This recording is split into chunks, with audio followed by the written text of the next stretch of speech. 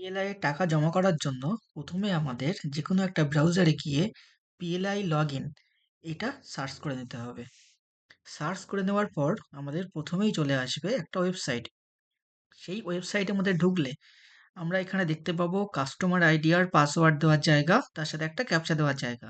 কিন্তু আমাদের যেহেতু এটা প্রথম, সেই জন্যে কাস্টমার আইডি আর পাসওয়ার্ড আমাদের কাছে নেই। সেই জন্য আমাদের চলে যেতে হবে জেনারেট কাস্টমার আইডি এই অপশানে। জেনারেট কাস্টমার আইডি এই অপশানে ক্লিক করার পরেই আমাদের policy number, sum assured, first name, date of birth, gender, mobile number, email ID আর ক্যাপচা দিয়ে সাবমিট করার একটা অপশান চলে এসেছে।